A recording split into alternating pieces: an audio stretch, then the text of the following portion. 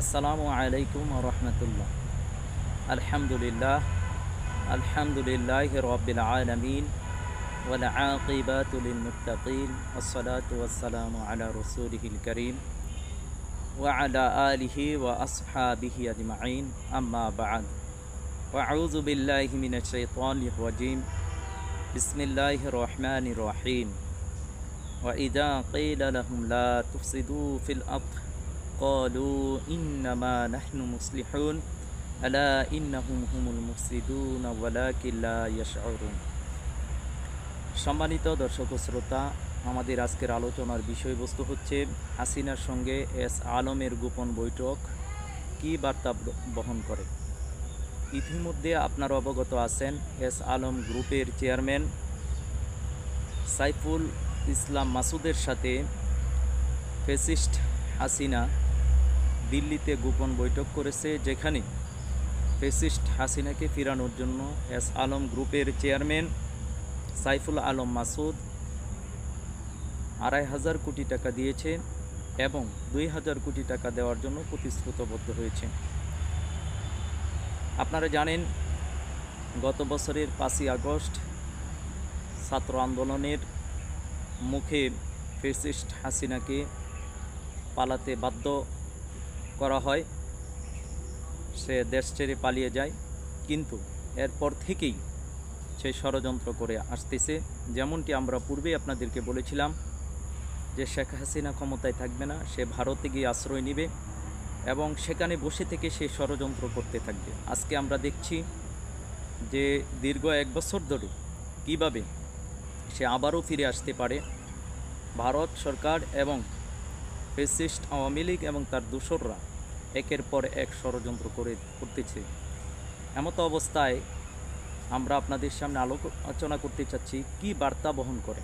মূলত এই ঘটনাটি কি বার্তা বহন করে, কি বার্তা দিচ্ছে জামানা সম্পর্কে মানুষ না জানার কারণে এটি যে মূলত গাজওয়াতুল হিন্দ এবং গাজওয়াতুল হিন্দের চূড়ান্ত গণহত্যার দিকে যাচ্ছে বা যাবে, সেটি অনেকেই উপলব্ধি করতে পারতেছে না।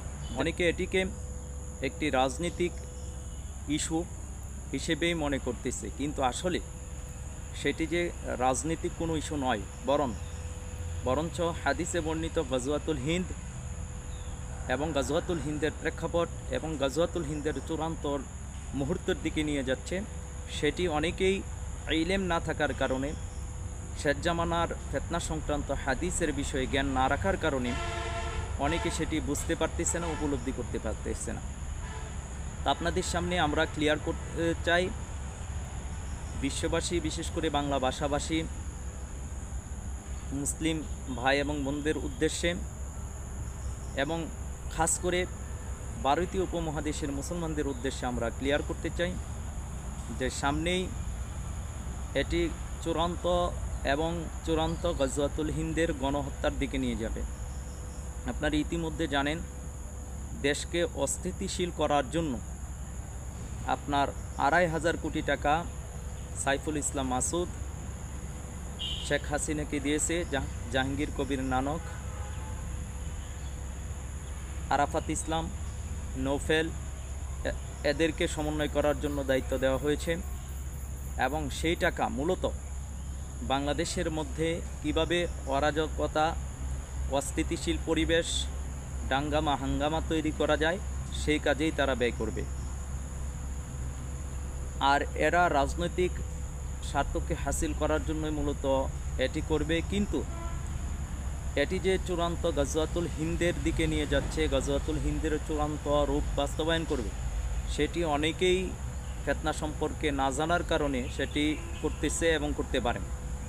এই কারণে আমরা এটি ক্লিয়ার করে দিতে চাই যে মূলত আপনারা বাংলাদেশের যে প্রেক্ষাপট এবং ভারতীয় উপমহাদেশের যে প্রেক্ষাপট এবং বিশ্বের যে পরিস্থিতি আপনারা লক্ষ্য করছেন, সেটি মূলত গাজওয়াতুল হিন্দ এবং তৃতীয় বিশ্বযুদ্ধ, যেটির আগমনী এবং সতর্ক বার্তা নিয়ে ইমাম মাহমুদ হাবিবুল্লাহর আগমন হয়েছে। ইমাম মাহমুদ হাবিবুল্লাহকে আল্লাহ তাআলা মুজাদ্দিদ হিসেবে প্রেরণ করেছেন। সামনের যে তৃতীয় বিশ্বযুদ্ধ এবং ভারতীয় উপমহাদেশে যে গাজওয়াতুল হিন্দের যুদ্ধ, সেটি থেকে সতর্ক করার জন্য।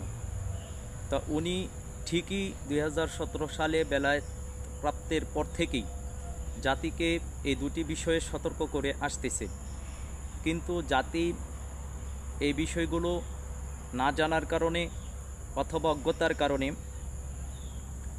অথবা স্বার্থের কারণে বুঝতেছে না, বা বুঝেও না বুঝার ভান ধরতেছে। এমত অবস্থায় সামনের যে ভয়াবহ পরিস্থিতি তৈরি হতে যাচ্ছে সেই বিষয়টি আমরা খুলাসা করে দিতে চাই জাতির সামনে, যে মূলত এটি হচ্ছে গজওয়াতুল হিন্দ। বিশেষ করে ভারতীয় উপমহাদেশে গজওয়াতুল হিন্দের চূড়ান্ত যে রূপটা, চূড়ান্ত যে গণহত্যা, সেটি কিন্তু একেবারেই দুয়ারে দাঁড়িয়ে আছে। তা দেশকে অস্থিতিশীল করার জন্য এবং দেশের ভিতরে অরাজকতা সৃষ্টি করার জন্য তারা টার্গেট নিয়েছে অক্টোবর, নভেম্বর, ডিসেম্বর 3 মাসকে। অক্টোবর মাস খুব কাছাকাছি, আগস্ট শেষ, সেপ্টেম্বর, অক্টোবর, নভেম্বর, ডিসেম্বর, তাহলে খুব কাছাকাছি সময়ে দেশ গৃহযুদ্ধের দিকে যাচ্ছে। সেটি মনে হয় না যে আপনাদেরকে ব্যাখ্যা বিশ্লেষণ করে বলার দরকার। আমরা শুধু আপনাদেরকে এটি স্মরণ করে দিতে চাই যে সামনে একটি ফিতনা সৃষ্টি হচ্ছে মুনাফিকদের পক্ষ থেকে এবং মুশরিকদের পক্ষ থেকে। তো মুশরিকরা, তাদের তো একটা লক্ষ্য আসছে। আপনারা জানেন ভারতের উগ্রপন্থী হিন্দুত্ববাদী যারা, উগ্র হিন্দু যারা, তাদের একটা স্বপ্নকে তারা বাস্তবায়ন করতে চায়। সেটি হচ্ছে অখণ্ড ভারত। যেমনটি আপনারা জানেন যে ইসরায়েল, ইহুদিরা তাদের একটা স্বপ্ন আছে গ্রেটার ইসরায়েল, মানে বৃহত্তর ইসরায়েল তৈরি করা। আর সেটির অংশ হচ্ছে বর্তমান ফিলিস্তিন, ইসরায়েল, লেবানন, জর্দান, মিশর, সিরিয়া, এই সাইটগুলোকে এবং সৌদি আরবের কিছু অংশ, টোটালি এই অঞ্চলটাকে নিয়ে তারা গ্রেটার ইসরায়েল প্রতিষ্ঠা করতে চাচ্ছে, যেটি খুদ বর্তমান ইসরায়েলের প্রধানমন্ত্রী নেতানিয়াহু নিজেই ক্লিয়ার করেছেন, নিজেই সাক্ষাৎকারে সেটি ব্যক্ত করেছেন। তো তারা তাদের উদ্দেশ্যকে বাস্তবায়ন করার জন্য তারা চূড়ান্ত গণহত্যা করতেছে। যেমনটি আপনারা ফিলিস্তিন মুসলমানদের দিকে তাকিয়ে দেখেন, এবং তাদের যে রুটম্যাপ, তাদের যে উদ্দেশ্য, তাদের যে আকাঙ্ক্ষা, তাদের যে ধর্মীয় বিশ্বাস, সেটি বাস্তবায়ন করার জন্য তারা চূড়ান্ত প্রস্তুতি নিয়ে তারা কিন্তু মুসলিম গণহত্যা বর্তমানে করতেছে। ঠিক ভারতীয় উপমহাদেশে বিশেষ করে ভারতের উগ্র হিন্দুত্ববাদীরা তাদের যে স্বপ্ন অখণ্ড ভারত বাস্তবায়ন করবে, আর অখণ্ড ভারত বাস্তবায়ন করার জন্য তাদের টার্গেট হচ্ছে বাংলাদেশ, পাকিস্তান, নেপাল, ভুটান, শ্রীলঙ্কা, আফগানিস্তান এবং ফুল ইন্ডিয়া নিয়ে তারা অখণ্ড ভারত বাস্তবায়ন করবে। আর তাদের উদ্দেশ্য বাস্তবায়ন করার জন্য তারা মুসলিমদেরকে ব্যবহার করতেছে। কোন মুসলিম? যারা ক্ষমতালোভী, স্বার্থলোভী, ক্ষমতার জন্য, নিজের স্বার্থের জন্য যারা নিজের ধর্মকর্মের কোনো হিসাব করে না, নিজের আখিরাত নষ্ট হয়ে যাক সেটি তাদের কোনো চিন্তা নেই, তাদের দুনিয়ার দরকার। আর মুনাফিকরা এমনটিই করে, তারা কেবলমাত্র ক্ষমতার জন্য, স্বার্থের জন্য তারা অন্ধ হয়ে যায়। যেমনটি আমরা বর্তমানে বাংলাদেশে লক্ষ্য করছি যে তারা স্বার্থের জন্য এক শ্রেণীর মানুষ আছে যে তারা অন্ধ হয়ে গেছে, তাদের বিবেক বহির্ভূত কাজ করতেছে, এমন নিকৃষ্ট কাজ করতেছে, চাঁদা উত্তোলনের ক্ষেত্রে থেকে শুরু করে টেন্ডারবাজি থেকে শুরু করে এমন কোনো গহিত কাজ নেই যে তারা করতেছে না। এমনকি আপনারা জানেন যে বিএনপির মহাসচিব সরাসরি কিন্তু শুধুমাত্র ক্ষমতা পাওয়ার জন্য এবং ভারতকে খুশি করার জন্য সে কিন্তু বলছে যে আমরা শরিয়া আইনে বিশ্বাস করি না।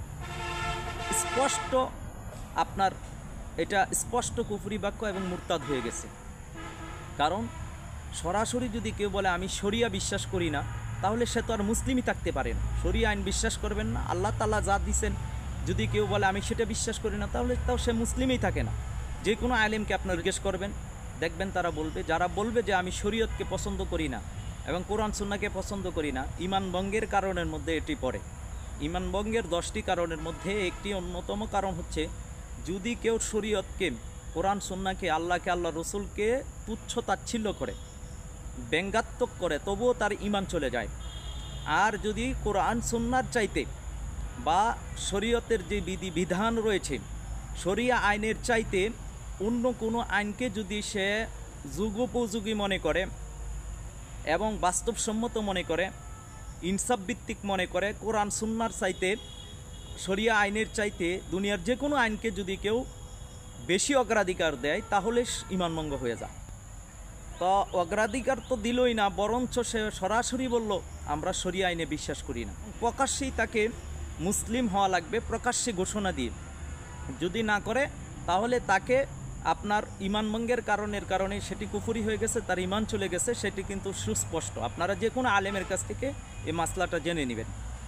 তা আমি যেটা বলতে চাচ্ছিলাম যে এই মুনাফিকরা কিন্তু ক্ষমতার জন্য, কেবলমাত্র স্বার্থের জন্য তারা তাদের ইমান আকীদাকে বিক্রি করে দেয়।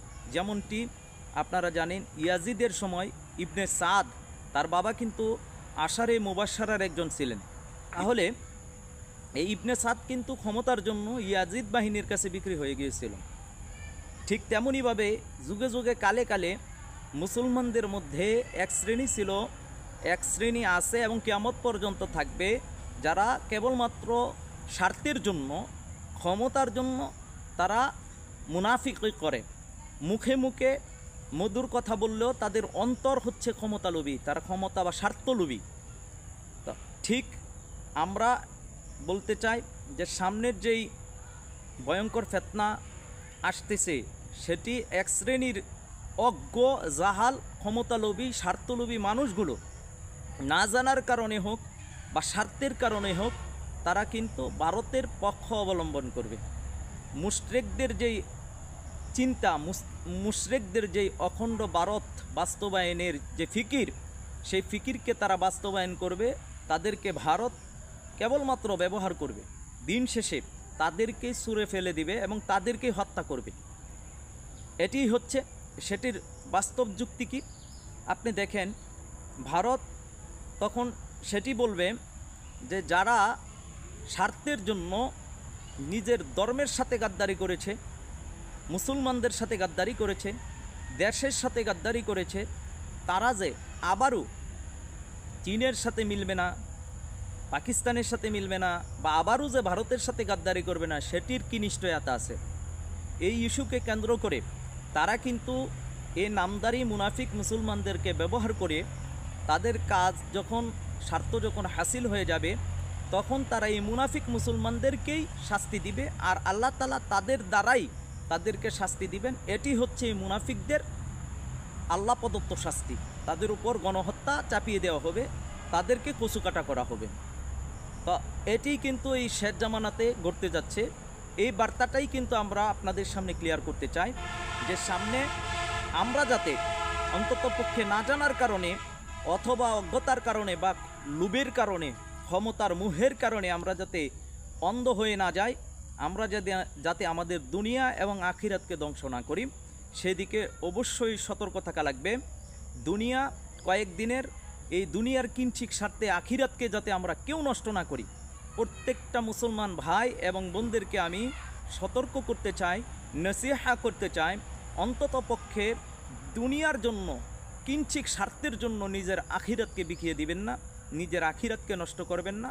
দুনিয়াতেও লাঞ্ছিত হবেন না, আখিরাতেও লাঞ্ছিত হবেন না।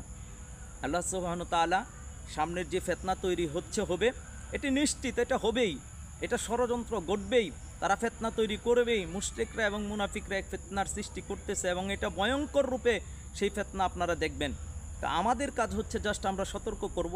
সতর্ক করার পরে যারা সতর্ক হওয়ার মতন মন মানসিকতা রাখেন, যারা সত্য তালাশি, যারা সত্য উপলব্ধি করেন, যাদের অন্তত পক্ষে বিবেক রয়েছে, মরিচিকা পড়ে নাই বা বিবেক নষ্ট হয়ে যায় নাই, পৌঁছে যায় নাই, তাদের উদ্দেশ্যে আমরা বলবো, হুঁশে আসেন, নিজেই ধ্বংস হবেন না, নিজের পরিবারকেও ধ্বংস করবেন না, নিজের আখিরাতকেও নষ্ট করবেন না।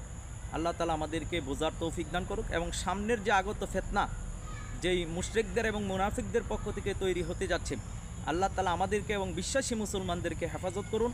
ইমাম মোহাম্মদ হাবিবুল্লাহর নেতৃত্বে আমরা যাতে এই ফেতনা থেকে বাঁচতে পারি এবং ফেতনা মোকাবেলা করতে পারি, আল্লাহ তালা আমাদেরকে সেই তৌফিক দান করুন। আমিন ইয়া রাব্বাল আলামিন। আসসালামু আলাইকুম ওয়া রাহমাতুল্লাহ।